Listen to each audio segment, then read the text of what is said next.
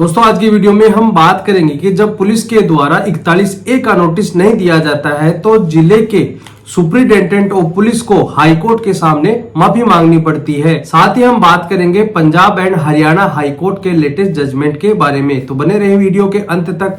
मैं Hemant San advocate और आप देख रहे हैं हेमंत LLB। वीडियो अच्छा लगा तो प्लीज इसे लाइक करें और अगर आप मेरे साथ जुड़कर रहना चाहते हैं तो प्लीज चैनल को सब्सक्राइब जरूर करें ताकि ऐसे ही वीडियो मैं आपके लिए लाता रहूं। इससे पहले हम यह जान लेते हैं कि CRPC के सेक्शन 41 में क्या बताया गया है। इसमें यह बताया गया है कि पुलिस बिना वारंट के भी किसी व्यक्ति को गिरफ्तार कर सकती है। कोई व्यक्ति संज्ञेय अपराध करता है तो पुलिस उसे बिना वारंट के भी गिरफ्तार कर सकती है। CRPC के सेक्शन 41B में यह बताया गया है कि अगर किसी मामले में जिस मामले में सजा 7 वर्ष या उससे कम की दी गई है तो उसमें गिरफ्तारी आवश्यक नहीं है। जिन मामलों में 7 वर्ष या उससे कम की सजा का प्रावधान दिया गया है उसमें हम गिरफ्तारी से कैसे बच सकते हैं। CRPC के सेक्शन 41A में जब भी कोई मामला होता है जिसमें 7 वर्ष की सजा से कम की सजा का प्रावधान दिया गया है उसमें पुलिस के द्वारा 41A का नोटिस दिया जाएगा।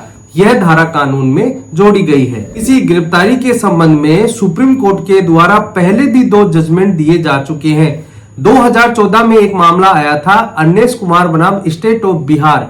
इसमें यह बताया गया था कि जिन मामलों में 7 वर्ष या उससे कम की सजा का प्रावधान दिया गया है उसमें गिरफ्तारी जरूरी नहीं है। एक दूसरा मामला है सत्येंद्र कुमार अंतिल वर्सेस CBI। इसमें भी सुप्रीम कोर्ट के द्वारा यह कहा गया है कि जिन मामलों में 7 वर्ष या उससे कम की सजा का प्रावधान दिया गया है उनमें गिरफ्तारी जरूरी नहीं है। लेकिन एक बात मैं आपको और बता दूं कि जिन मामलों में 7 वर्ष या उससे कम की सजा का प्रावधान दिया गया है अगर कोई भी व्यक्ति या कोई भी आरोपी व्यक्ति उन शर्तों का उल्लंघन करता है या उन शर्तों को नहीं मानता है तो पुलिस उसे गिरफ्तार भी कर सकती है। CRPC के सेक्शन 41 सब सेक्शन 1 और क्लोज B और सब क्लोज 2 इनमें यह कहा गया है कि अगर पुलिस ऑफिसर संतुष्ट हो जाता है कि गिरफ्तारी जरूरी है। इन धाराओं में यह बताया गया है कि अगर कोई भी पुलिस अधिकारी यह संतुष्ट हो जाता है कि इसकी गिरफ्तारी होना जरूरी है, चाहे जिस मामले में 7 वर्ष या उससे कम की सजा का प्रावधान दिया गया है,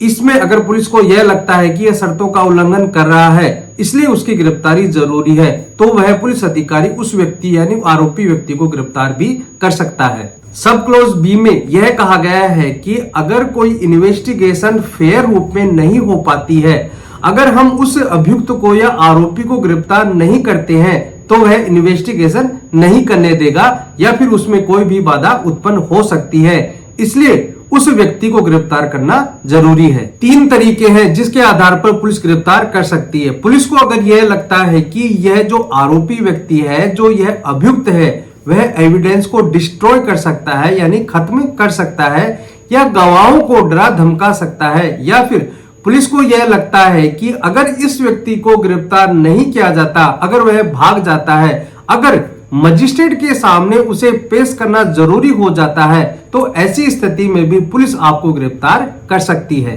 जैसे कि मैंने आपको यह बताया कि अगर ऐसी परिस्थितियां उत्पन्न हो जाती है तो जिन मामलों में 7 वर्ष या उससे कम की सजा का प्रावधान दिया गया है तो पुलिस ऐसे आरोपी व्यक्ति को गिरफ्तार भी कर सकती है।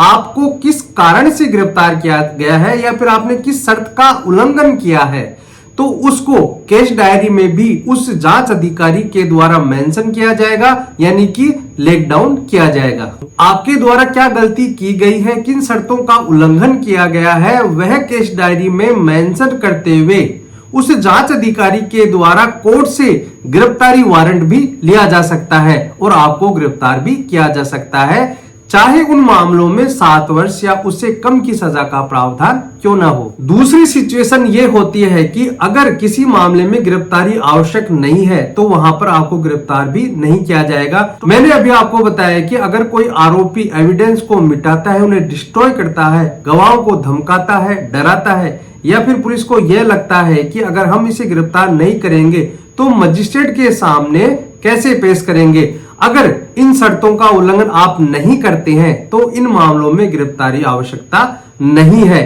इसके लिए आपको CRPC के सेक्शन 41A का नोटिस दिया जाएगा 41A का नोटिस देने के बाद उसमें दिनांक अंकित की जाएगी और उस दिनांक को पुलिस जहां पर आपको बुलाए वहां पर आपको जाना पड़ेगा। कहने का मतलब है कि अगर कोई पुलिस अधिकारी जांच करता है और उस जांच में आप उसकी सहायता करते हैं तो आपकी गिरफ्तारी नहीं की जाएगी। सीआरपीसी के सेक्शन 41 का नोटिस देने के बाद अगर उसकी पालना नहीं करते हैं, क्योंकि उस नोटिस में शर्तें भी लिखी हुई होती हैं, अगर आप उनका उल्लंघन करते हैं तो नोटिस देने के बाद भी पुलिस आपको गिरफ्तार कर सकती है। अब हमारा सवाल यह था कि जब पुलिस के द्वारा 41A का नोटिस नहीं दिया जाता है और उसके बाद हमें गिरफ्तार कर लिया जाता है तो ऐसी स्थिति में क्या होगा। इस संबंध में Punjab and Haryana high court का एक मामला है। वह मामला क्या है, आप ध्यान से सुनना। वह मामला है डगर Malhotra versus state of Haryana. जो केस की डिटेल है वह आपकी स्क्रीन पर दिखाई दे रही होगी। इसमें यह होता है कि एक इन्वेस्टिगेशन ऑफिसर के द्वारा आरोपी व्यक्ति को सीआरपीसी का सेक्शन जो 41A है उसका नोटिस दिए बिना ही उसे गिरफ्तार कर लिया जाता है। इसमें Punjab and Haryana high court के द्वारा जो सुप्रीम कोर्ट की जो गाइडलाइन थी, अन्वेश कुमार बनाम स्टेट ऑफ बिहार और सत्येंद्र कुमार बनाम सीबीआई, इन मामलों में सुप्रीम कोर्ट के द्वारा जो गाइडलाइन की गई थी गिरफ्तारी से संबंधित, अगर जिन मामलों में 7 वर्ष या उससे कम की सजा का प्रावधान दिया गया है तो उसमें गिरफ्तारी जरूरी नहीं है। तो हाई कोर्ट के द्वारा जो इन्वेस्टिगेशन ऑफिसर होता है उसको और संबंधित एसएचओ को कोर्ट ऑफ कंटेम्प्ट का नोटिस दे दिया जाता है। जब Punjab and Haryana high court के द्वारा कोर्ट ऑफ कंटेम्प्ट का नोटिस जारी किया जाता है तो यह अंबाला जिले का मामला है। उसके एसपी के द्वारा कोर्ट में जाया जाता है और वहां पर बिना किसी शर्त के माफी मांगी जाती है और यह भी कहा जाता है कि जिस अधिकारी ने जांच की है, जो इन्वेस्टिगेशन ऑफिसर होता है और जो एसएचओ होता है, उन दोनों के खिलाफ विभागीय कार्रवाई भी की जाएगी। अंबाला जिले के एसपी के द्वारा यह भी कहा जाता है कि समय समय पर न्यायालय के द्वारा जो गाइडलाइन जारी की जाती है, जो कानून दिए जाते हैं, हमारे द्वारा उन्हें रूलिंग कहा जाता है, उनका एक वर्कशॉप खोला जाएगा और उनको पुलिस को संबंधित कानूनों की जानकारी दी जाएगी, जिससे वह नए कानूनों के अनुसार अपडेट होते रहे और उन्हें नए कानूनों का पता रहे। स्पेशली 41 और 41A में क्या नियम बताए गए हैं, इसका वर्कशॉप खोला जाएगा और डेली उन्हें यह कानून बताया जाएगा।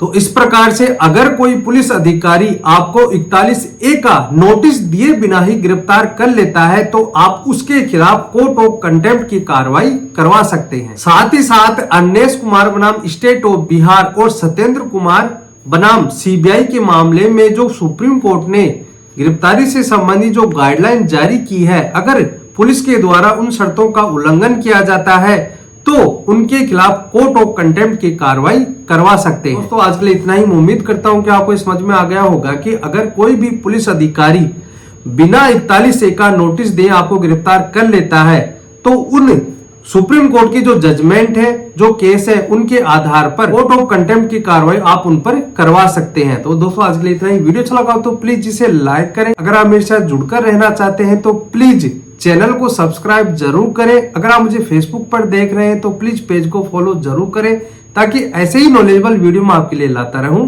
धन्यवाद।